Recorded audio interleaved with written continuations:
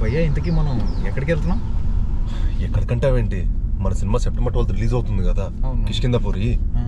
ఆ cinema promotions చేసుకోవడానికి ఎలా చేద్దాం ఏంటి అని ఒక ప్లానింగ్ చేసుకుందాం అని. సో అందుకే వెళ్ళి దేవుడి దగ్గరికి వెళ్ళి దర్శనం చేసుకొని మంచి ఆయన బ్లెస్సింగ్స్ తీసుకున్నాం అనుకో, మనకి 1000 ఏనుగులు అంత బలం. కరెక్ట్, విఘ్నాలన్నీ తొలగిపోతాయి. ఎస్.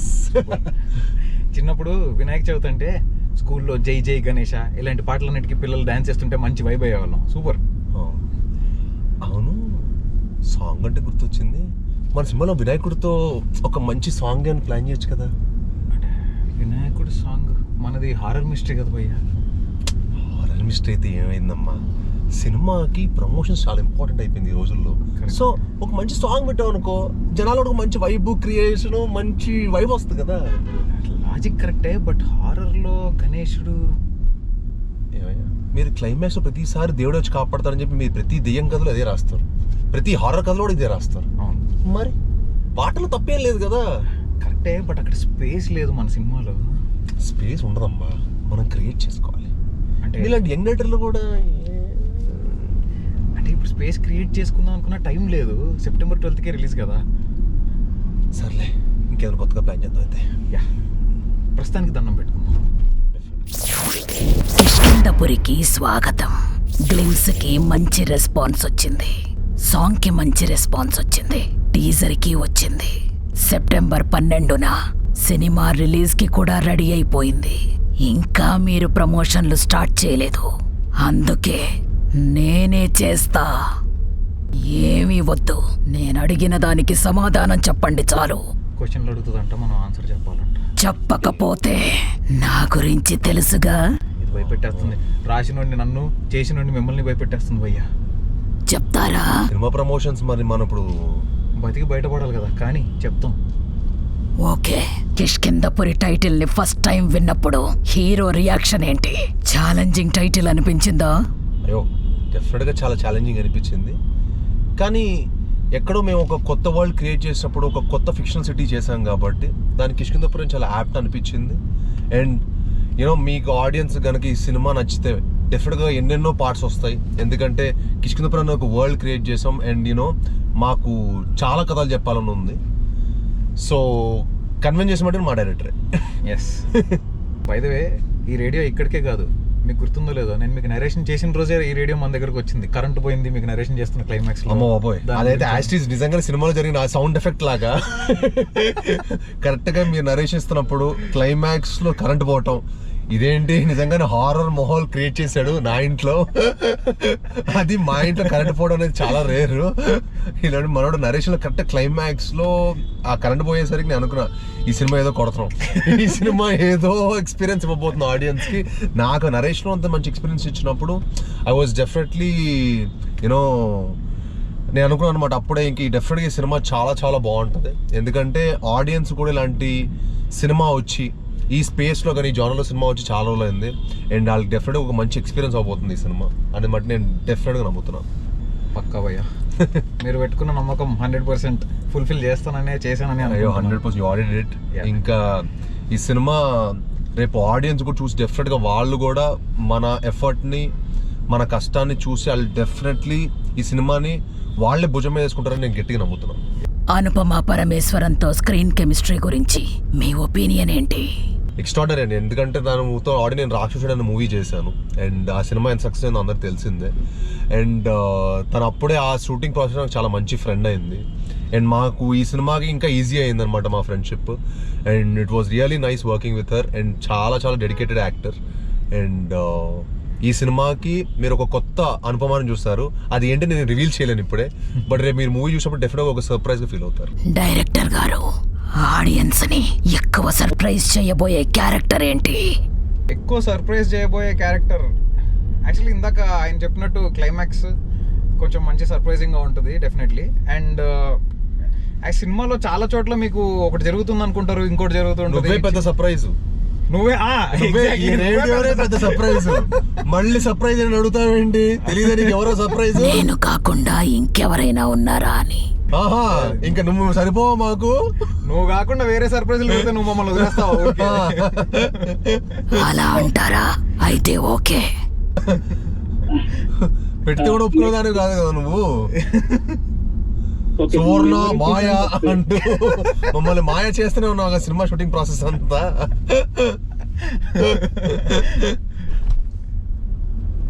హీరో గారు, అన్ఫర్గెటబుల్ ఆన్ సెట్ మెమరీ ఒకటి షేర్ చేయండి.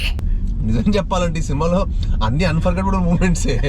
ఎందుకంటే మేము షూట్ చేసిన అన్ని శ్మశానంలో అన్ని చేసాం కాబట్టి ఎంత అన్ఫర్గెట్ అయితే అంత మంచిది. ఈ సినిమా షూటింగ్ ప్రాసెస్ అంతా మర్చిపోతేనే బెటర్ అనిపిస్తుంది నాకైతే. ఎందుకంటే ఎప్పుడు హారర్ అదే చేస్తాడు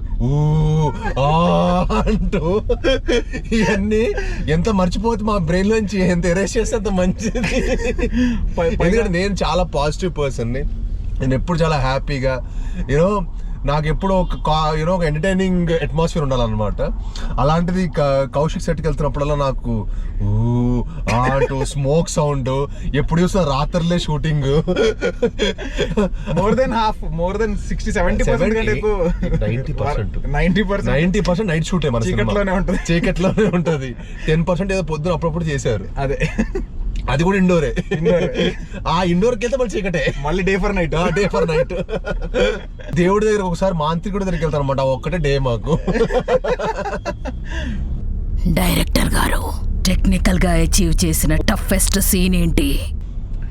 టెక్నికల్ గా అచీవ్ చేసిన toughest scene again climax definitely చాలా టఫెస్ట్ టాస్క్ అనిపించింది. ఎందుకంటే అసలు దాని అండ్ హీరో ఇంట్రడక్షన్ కూడా ఒకటి. హీరో ఇంట్రడక్షన్ అయితే నేను ఎవరికి నిజంగా చెప్పాలంటే నన్ను అడిగితే మట్టుకి ఈ సినిమాలో అండి మీకు ప్రతి ఫ్రేమ్ టెక్నికలీ చాలా చాలా హై ఉంటుంది. ఎవ్రీ ఫ్రేమ్ జెన్యున్ చెప్తున్నాను. ఎందుకంటే మీరు విజువల్గా పరంగా అవ్వచ్చు, the way we played with lighting అవ్వచ్చు, సౌండ్ అవ్వచ్చు, ప్రతి ఒక్కటి ఒక ఫ్రెష్ ఎలిమెంట్ అనమాట ఈ మూవీలో. ఎందుకంటే ఒక ప్రాపర్ థియేటర్కి ఎక్స్పీరియన్స్ ఇవ్వాలి ఆడియన్స్కి, ఒక న్యూ ఎక్స్పీరియన్స్ ఇవ్వాలి.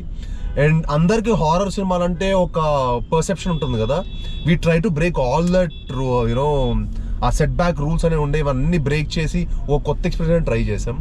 But technically I'm sure director గారు ఇంకా ఎక్కువ కష్టపడి ఉంటారు. ఆయన చెప్తే కష్టపడింది ఏంటో మీరు చెప్పండి.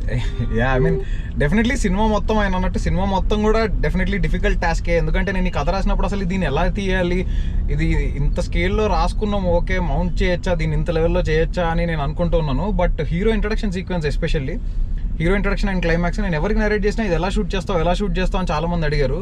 ఫ్యాక్ట్ ఏంటంటే నాకు ఆ టైంలో తెలియదు ఎలా షూట్ చేయాలో. నేను నేర్చుకుంటూ ఫైట్ మాస్టర్ తోటి, ఆర్ట్ డైరెక్టర్ తోటి, అందరితోటి, సీజీ వాళ్ళతోటి, అందరితోటి కూర్చొని పెద్ద పెద్ద మీటింగ్లు పెట్టి గంటలు డిస్కషన్స్ చేసి then we achieved it.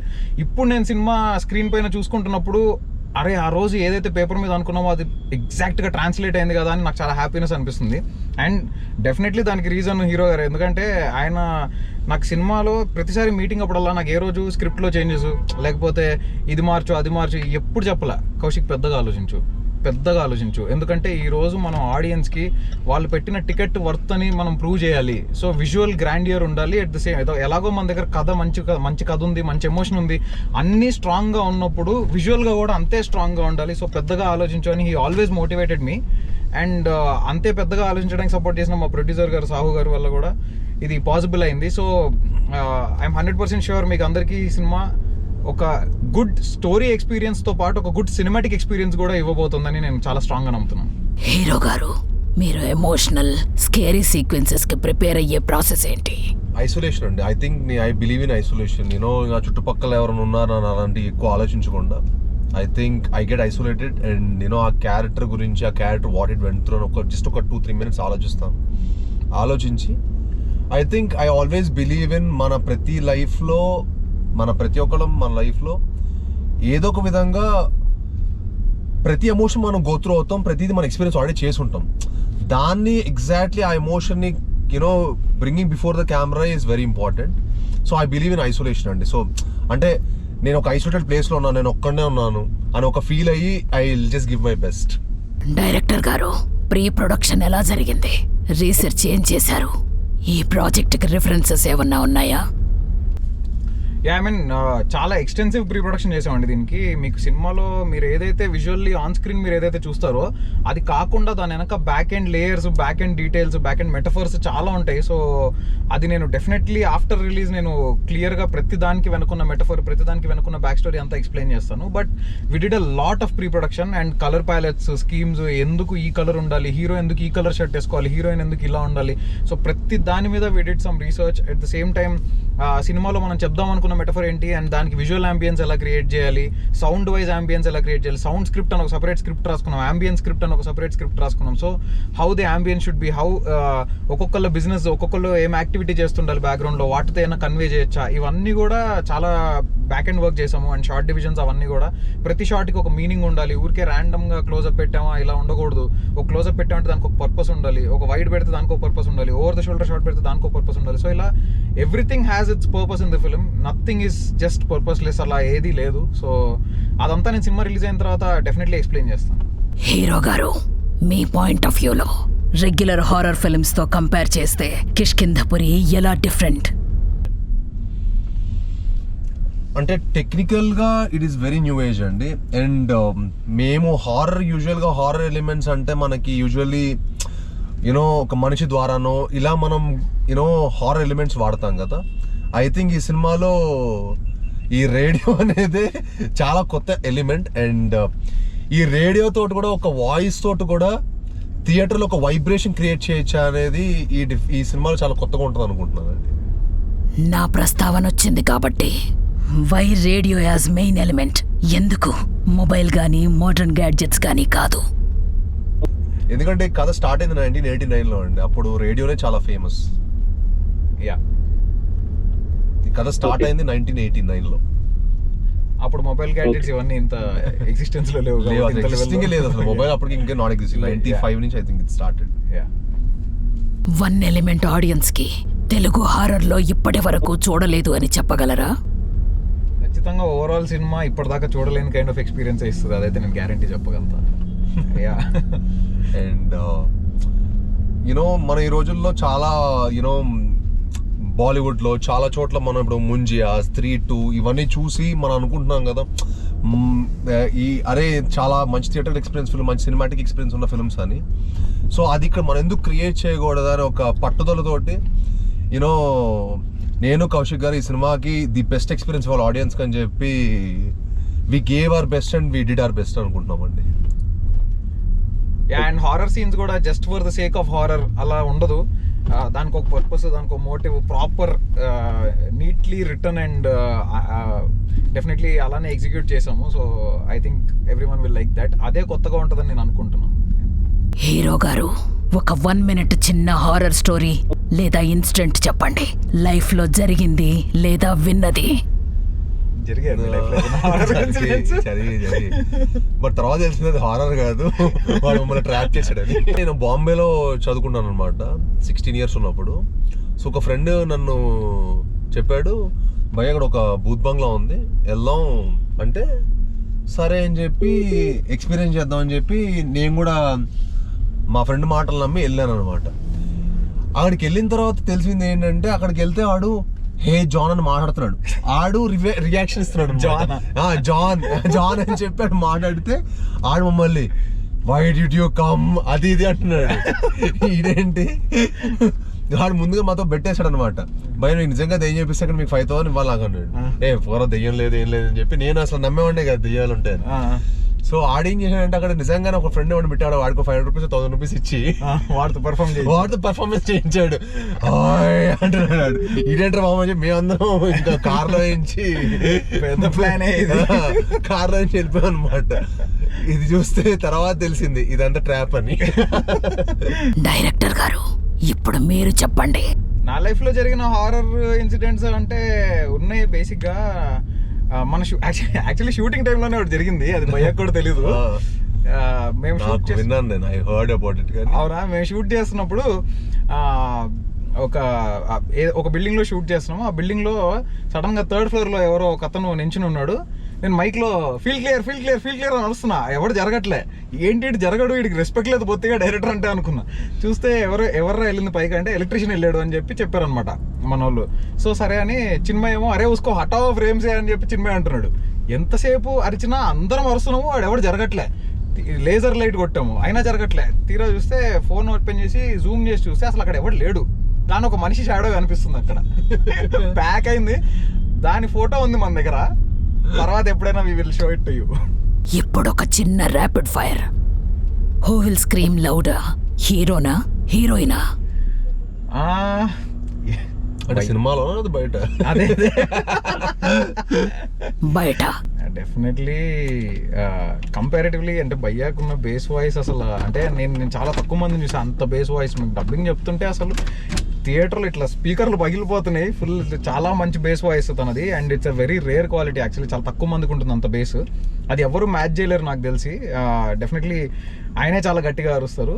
But ఈ సినిమాలో అనుపమ గారి కూడా మంచి స్క్రీమింగ్ పోర్షన్స్, కొంచెం భయపడుతూ స్క్రీమ్ చేసిన ఇలాంటివి కూడా చాలానే ఉంటాయి. Yeah but comparatively definitely him.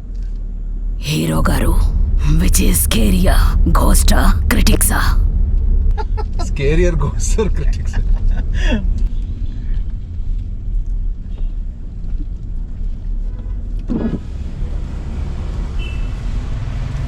Salman భాయ్ no problem, no problem bye.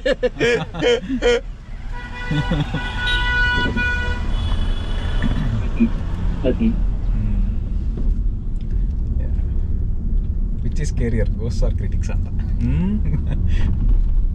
ఇది ర్యాపిడ్ ఫైర్, తప్పదు చెప్పాల్సిందే. బట్ ఐ థింక్ నేను జెన్యున్గా చెప్తున్నానండి, ఈ సినిమా డెఫినెట్గా నేను క్రిటిక్స్ని నేను చాలా వాల్యూ చేస్తానండి. యాక్చువల్లీ మీడియా వాళ్ళని కూడా నేను చాలా వాల్యూ చేస్తాను. అండ్ వాళ్ళ క్రిటిక్స్ని అందరినీ సాటిస్ఫై చేసే సినిమా చేద్దామని కిష్కింధపురి చేయడం జరిగింది. ఎందుకంటే వాళ్ళకి కనుక ఒక సినిమా నచ్చిందంటే మీడియా వాళ్ళ సపోర్ట్ తోటి సినిమా ఏ రేంజ్కి వెళ్తుందో నాకు తెలుసు పర్సనల్గా. ఎందుకంటే నాకు రాక్షసుడు సినిమాకు కూడా చాలా ఎక్స్ట్రాడనరీ క్రిటిక్స్ నుంచి కానీ ఆడియన్స్ నుంచి కానీ ప్రతి ఒక్క వైపు నుంచి నాకు చాలా మంచి ఫీడ్బ్యాక్ వచ్చిందనమాట. అండ్ వాళ్ళు ఆ సినిమాని సపోర్ట్ చేసిన విధానం చూసి ఆ సినిమా ఓపెన్ అయిన దానికి తర్వాత నెంబర్స్ చాలా చేంజ్ అయినాయి. అండ్ నేను ఈ సినిమా ద్వారా మీడియా దగ్గర నుంచి అంతకు మించి సపోర్ట్ వస్తుందని కోరుకుంటున్నాను. అండ్ వస్తుందని డెఫినెట్గా నమ్ముతున్నాను కూడా.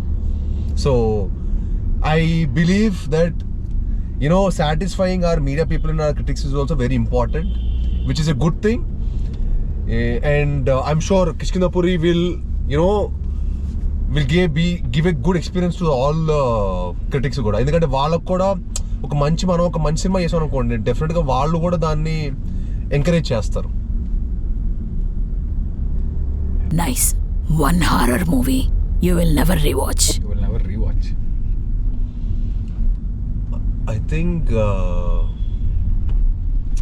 I think I went to the theater. What is that film? It's very famous. I actually got scared for the film. Insidious. Not Insidious. Conjuring. I think Conjuring. అంటే Conjuring థియేటర్ నేను మళ్ళీ టీవీలో చూసాను, but టీవీలో అది same impact create అవ్వాలా. But when I watch Conjuring in theater, oh my god, I thought I will never come to theater again to watch Conjuring.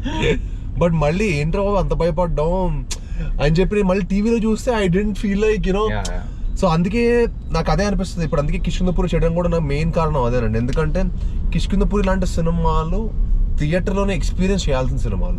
And మీరు ఎంత పెద్ద హోమ్ థియేటర్ పెట్టినా ఏం పెట్టినా సరే ఇంట్లో మీకు ఆ ఎక్స్పీరియన్స్ అయితే రాదు. అండ్ ఆడియన్స్ మధ్యలో కూర్చొని అందరితో పాటు భయపడుతూ సినిమా చూడటం అనేది ఒక kick. And I think Kishkindhapuri will definitely give that. నువ్వు ఇంకా బాగా భయపడతావు నాకు బాగా తెలుసు. సో డబ్బింగ్ బాగా చెప్పావా? ఖచ్చితంగా భయపడతా. డైరెక్టర్ గారు చెప్పండి. One horror movie you will never rewatch. I will never rewatch any horror movie that has gore in it. Because నాకు గోర్ అంటే, నాకు హారర్ సినిమా కంటే గోర్ అంటే ఎక్కువ భయం. సో ఎక్కువ బ్లడ్ షెడ్, ఎక్కువ గోర్ ఉన్న హారర్ ఫిల్మ్స్ నేను definitely I won't rewatch. Like something like evil dead or something, I won't rewatch. It was scary, definitely it was scary. And వాళ్ళు తీసుకున్న దానికి వాళ్ళు డెఫినెట్లీ 100% బెస్ట్ జస్టిఫికేషన్ చేశారు. కానీ నాకు that's not my cup of tea. That's all. Kishkindhapuri in one word. Kishkindhapuri will be at least 20-25 వరకు release అయిన సినిమాలో it is gonna be the best film అని అనుకుంటున్నానండి. I will say that. It's gonna be the best film of 2025 as of now. Release అయిన సినిమాలన్నిటితో కలిపి.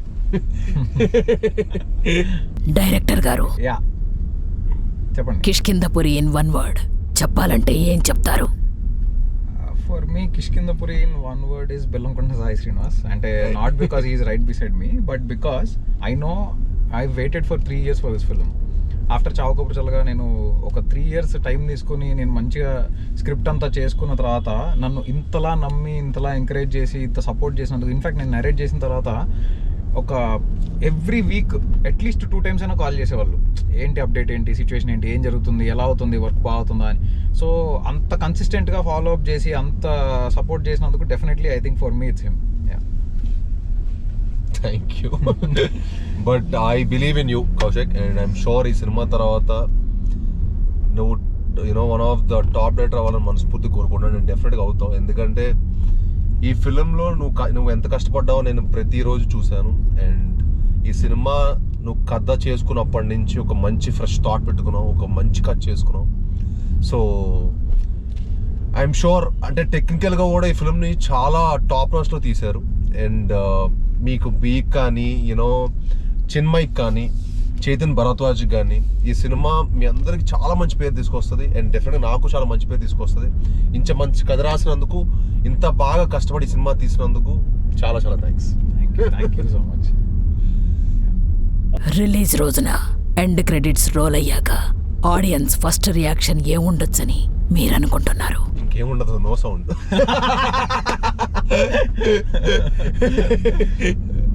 ఇంకా మీరు చెప్పారు కదా, స్టార్ట్ క్రెడిట్స్ నుంచి ఎండ్ క్రెడిట్స్ వరకు no sound. They will be but lucky ఏంటంటే మా సినిమాలో చిన్న చిన్న లాఫ్స్, ఒక మంచి కొంచెం ఫన్ కూడా ఉంటుందండి. It's a nice film to watch with entire family. మీకు చిన్న పిల్లల నుంచి పెద్దవాళ్ళకి అందరు నచ్చే సినిమా. చాలా రోజులైంది అనుకుంటా ఒక సినిమాలో మద్యపానం, ధూమపానం, ఆ కార్డ్ పడకుండా కూడా సినిమా రాకుండా తెలిసి ఇప్పుడు ఏ సినిమా లేదు. మా సినిమా అది కూడా పడదు, ఎందుకంటే మా సినిమాలో ఒక్క సింగిల్ షాట్ ఆఫ్ స్మోకింగ్ కానీ డ్రింకింగ్ కూడా లేదు. So entire film is so clean that you can come and watch with entire family. And మాకు లక్కీగా మా సినిమా డ్యూరేషన్ 3 నిమిషాలు కలిసి వచ్చింది. సో అదొక యాడెడ్ అడ్వాంటేజ్ అనమాట మాకు. ఈ నగరానికి ఏమైంది యాడ్ కూడా లేదు మా సినిమాలో. సో ఇంటర్వెల్కి వెళ్ళిన వాళ్ళు తొందరగా సినిమా థియేటర్కి వచ్చేసేయండి సెకండ్ హాఫ్ చూడటానికి. కిష్కింధపురి 2 ఉండొచ్చా? కిష్కింధపురి 2 ఉండొచ్చా అనేది ఆడియన్స్ చేతిలో ఉందండి. అండ్ మా చేతిలో అయితే ఉంది, మా డైరెక్టర్ గారి దగ్గర ఆడే కథ ఉంది, యాక్షన్ కూడా ready. But we definitely want to achieve that. Let's hope for the best on September 12th. మీ అందరి సపోర్ట్ తోటి, మీ అందరి లవ్ తోటి డెఫినెట్లీ కిష్కింధపురి 2 రాబోతుంది. ఓకే రాఘవ్, ఇప్పటి వరకు మీతో సరదాగా మాట్లాడాను. థియేటర్లో మిమ్మల్ని కూడా భయపడతాను. ర్యామ్ పాడిచ్చాను నువ్వు. కుమ్మయ్య కిష్కింధపురి నీదే. ఫస్ట్ హీరో కిష్కింధపురికి ఎవరా అంటే సువర్ణమయ్య రేడియో. నా మాటలు విన్న శ్రోతలకి ధన్యవాదములు.